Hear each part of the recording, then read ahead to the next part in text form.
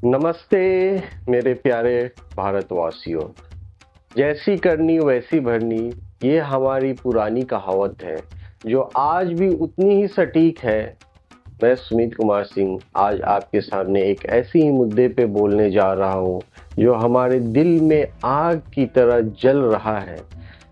यह आग उस पड़ोसी के खिलाफ है जिसने हमारे बार बार धोखा दिया है, हमारे जवानों को खून बहाया और हमारे देश के शांति को छीनने की कोशिश की है। मैं बात कर रहा हूँ पाकिस्तान की। 1971 में जब हमने पूर्वी पाकिस्तान को आज़ाद कराया, बांग्लादेश बनाया, तब दुनिया ने भारत की ताकत देखी। आज फिर वक्त आ गया है कि हम पाकिस्तान के 4 हिस्सों में, जैसे कि गिलगित बलूचिस्तान, सिंध और पंजाब में बांट कर इस क्षेत्र में शांति और समृद्धि लाए। ये केवल भारत की जीत नहीं बल्कि दक्षिण एशिया की शांति के लिए एक नया सवेरा हो गया। Pakistan must divide. हर आम भारतीय गुस्सा है। आइए पहले बात करते हैं कि क्यों हर भारतीय के मन में पाकिस्तान के खिलाफ गुस्सा है। हमारे गांव हो, हमारे शहरें हो, हर गली मोहल्ले में लोग पूछ रहे हैं, आखिरकार पाकिस्तान हमसे इतनी नफरत क्यों करता है। मूलतः अगर देखा जाए तो इसमें आतंकवाद की जड़ है। पुलवामा में हमारे 40 जवानों की शहादत की बात हो, मुंबई का 21/11 का हमला और बार बार होने वाले सीमा पार के हमले, इन सब के पीछे पाकिस्तान का हाथ है। हर बार जब हमारा जवान शहीद होता है, हर माँ का दिल रोता है, हर बहन का भाई खो जाता है, क्या यह गुस्सा जायज नहीं? जी हाँ, बिल्कुल जायज है, उनका हक है और इस बार पाकिस्तान को सबक सिखाना ही होगा। अभी आर्थिक नुकसान की बात करें तो पाकिस्तान नकली नोट छापकर हमारी अर्थव्यवस्था को कमजोर करने की कोशिश करता है। हमारे बाजारों में नकली करेंसी, हमारे व्यापार को नुकसान पहुंचाना, ये सब उसकी साजिश का हिस्सा है। इसीलिए तो डिमोनेटाइजेशन लेके आया गया। उसके बाद आप देखे होंगे कश्मीर में ईंट और पत्थर फेंकने का बिजनेस थोड़ा सा डाउन हो गया। हमारे संस्कृति के प्रति पाकिस्तान के अभी जो जनरल मुनीर है, उसने क्या बोला, 2 नेशन थ्योरी पे बात करते हुए उसने ऐसे ऐसे वाक्य और ऐसे ऐसे शब्द का उपयोग किया। उसके जस्ट 5 दिन के अंदर 26 लोगों को पॉइंट ब्लैंक से गोली मार दिया जाता है। ये हमारी संस्कृति, हमारी एकता पर सवाल उठाते हैं। कश्मीर को लेकर उनकी झूठी बयानबाजी हर भारतीयों को गुस्सा दिलाती है। कश्मीर हमारा अभिन्न हिस्सा है, उसकी साजिशों का शिकार क्यों बने? कभी तो इसको स्टॉप करना होगा। हमारा गुस्सा केवल भावनाओं का नहीं बल्कि हमारे देश का सुरक्षा, हमारी अर्थव्यवस्था, हमारे भविष्य की रक्षा, और इस गुस्से में अब एक मिशन में बदलने का समय आ चुका है। अब फुल एंड फाइनल लड़ाई का समय आ चुका। क्यों जरूरी है पाकिस्तान का विभाजन? मैं अभी इस पे आपको गौर दिलाना चाहूँगा। पाकिस्तान के 4 हिस्सों में बांटना केवल एक भौगोलिक बदलाव नहीं बल्कि आतंकवाद, अस्थिरता, नफरत की जड़ से उखाड़ फेंकने का रास्ता है। आइए समझते हैं क्यों। गिलगित बलूचिस्तान ये भारत का हिस्सा था, इसके लिए रिक्वेस्ट आया था, लेकिन पंडित नेहरू ने इसको एक्सेप्ट नहीं किया जिस समय भारत आज़ाद हुआ था। ये वाकया है 1950 के आसपास की वाकया है, जिसे पाकिस्तान ने अवैध रूप से कब्जा कर लिया। यहाँ के लोग स्वतंत्रता चाहते हैं, उनकी संस्कृति, उनकी भाषा को कुचल कर पाकिस्तान ने रख दिया है। भारत का अभी यहाँ पे कर्तव्य है कि हम इन लोगों को आज़ादी दिलाए, उनको धार्मिक आज़ादी दिलाए, उनको अपने व्यक्तित्व की आज़ादी दिलाए। अब बलूचिस्तान की अगर डीपर बात करें तो बलूचिस्तान के लोग दशकों से पाकिस्तान के अत्याचारों के खिलाफ लड़ रहे हैं। हर जगह यूएन का फोरम हो, यूनाइटेड नेशंस का हो, या वर्ल्ड के किसी कोने पे हो, या वहाँ पे आर्म्स स्ट्रगल हो रहा है। किस लिए हो रहा है? क्योंकि उनको आज़ादी चाहिए, उनको उनकी नैतिक आज़ादी चाहिए जो कि पाकिस्तान ने छीन लिया है। बलूचिस्तान के लोगों को पाकिस्तान ने उनकी ज़मीन पे कब्जा कर लिया। पाकिस्तान के साथ साथ चीन भी इसमें मिला हुआ एक हिस्सेदार है। एक स्वतंत्र बलूचिस्तान भारत का मित्र बन सकता है जो हमारी समुद्री सीमाओं को और मजबूत करेगा। सिंध और पंजाब ये क्षेत्र अपने पहचान और स्वायत्तता की मांग कर रहे हैं। एक कमजोर और विभाजित पाकिस्तान भारत के खिलाफ साजिश नहीं रच पाएगा, इसलिए we need a divided Pakistan, minimum 4 parts. इससे क्या फायदे हैं? ये बिल्कुल स्पष्ट है। सुरक्षा, आतंकवाद का खात्मा होगा, हमारी सीमाएं सुरक्षित होंगी, आर्थिक लाभ होगा इस पूरे रीजन, इस पूरे खित्ते में, ये पूरे साउथ एशिया में एक शांति आएगी।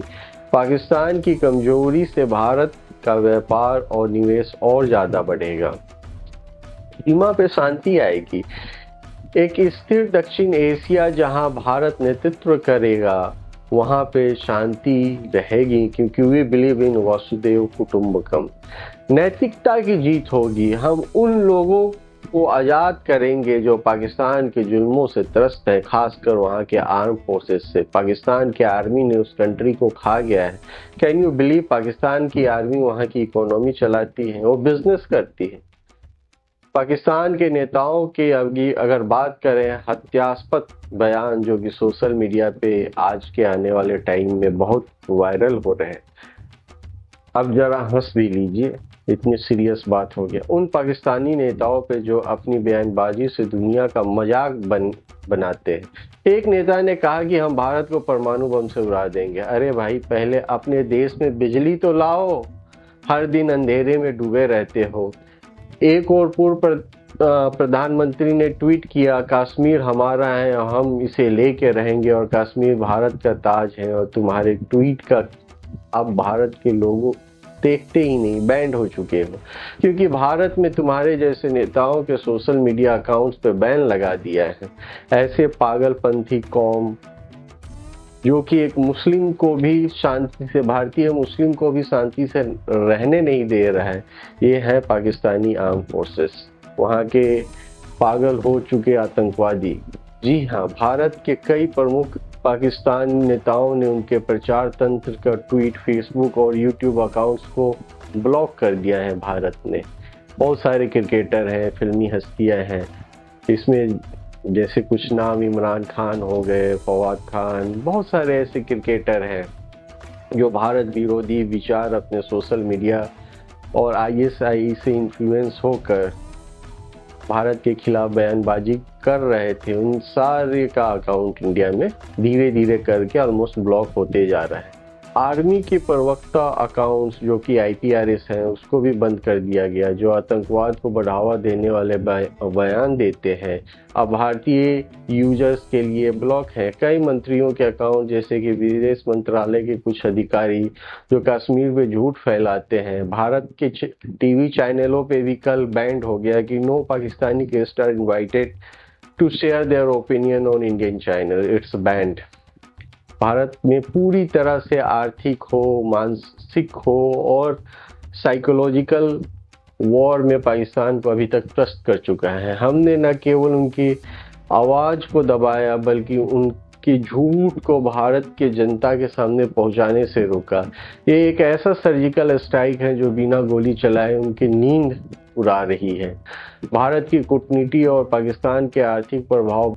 भारत की कूटनीति आज दुनिया की मिसाल है।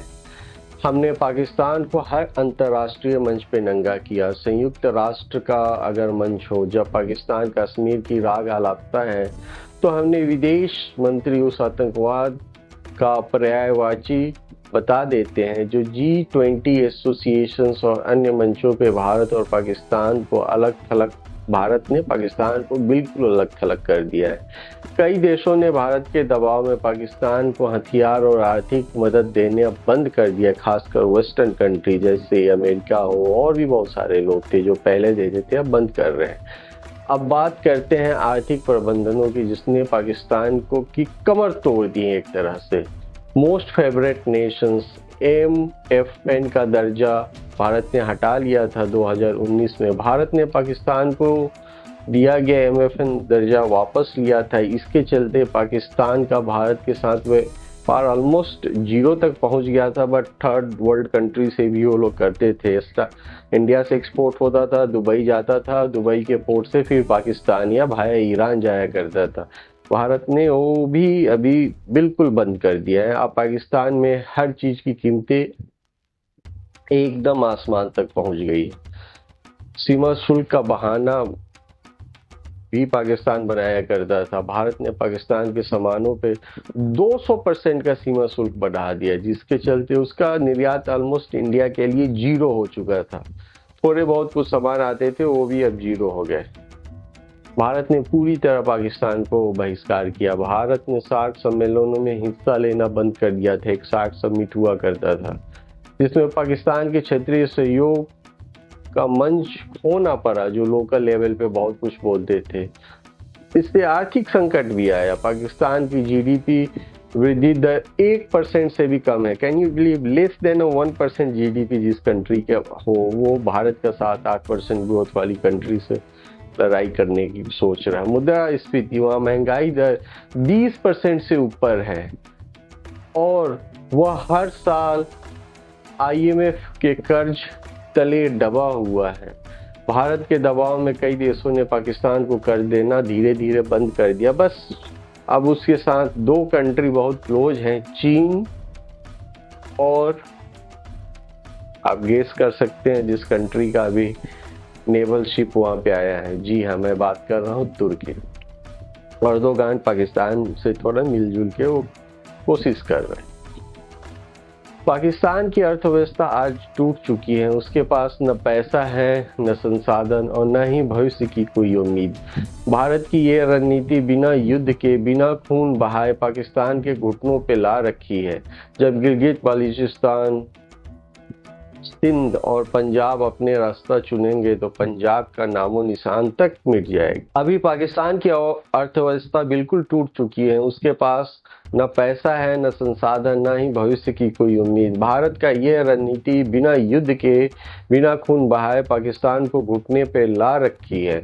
जब गिलगित बाल्टिस्तान, सिंध और पंजाब अपने रास्ते चुनेंगे तो पाकिस्तान का नामो निशान मिट जाएगा। अभी मेरे प्यारे देशवासियों, ये केवल सरकार का मिशन नहीं बल्कि हम सभी भारतीयों का मिशन होना चाहिए। हम सबका है, आपका है, मेरा है, और जो कोई भी इस वीडियो को सुन रहे हैं, हमारा अभी दायित्व है अपनी सेना के पीछे आंख बंद करके खड़े हो जाना। पूरे absolute support, no ifs and but, black and white, with India, always be with India. हमारा गुस्सा हमारी एकता और हमारी मेहनत इस सपने को सच कर देगा। हर भारतीय, चाहे वह किसान हो, मजदूर हो, छात्र हो, व्यापारी हो या कोई जॉब कर रहा हो, इस मिशन का हिस्सा बन सकता है। आइए हम अपने नेताओं का साथ दें जो एकदम एब्सोल्यूट हैं फुल एंड फाइनल वॉर के लिए। अपने सेना का हौसला बढ़ाए और दुनिया को दिखाए कि भारत न केवल अपने लिए बल्कि विश्व के शांति के लिए लड़ने को भी तैयार है। जब पाकिस्तान का हिस्सों में, कई हिस्सों में बटेगा तो हम एक नया दक्षिण एशिया दिखाएंगे। एक ऐसा दक्षिण एशिया जहां आतंकवाद का जगह शांति होगी, नफरत की जगह व्यापार होगा और अस्थिरता की जगह समृद्धि होगी। यह भारत का सपना है और यह सपना हम सब लेकर पूरा कर सकते हैं। भारत माता की जय, वंदे मातरम, जय हिंद, नमस्कार। मिलते हैं अगले वीडियो में, तब तक शेयर और सब्सक्राइब कीजिए और इस वीडियो को जितने लोगों तक पहुंचाना हो तब तक पहुंचाइए। Thank you.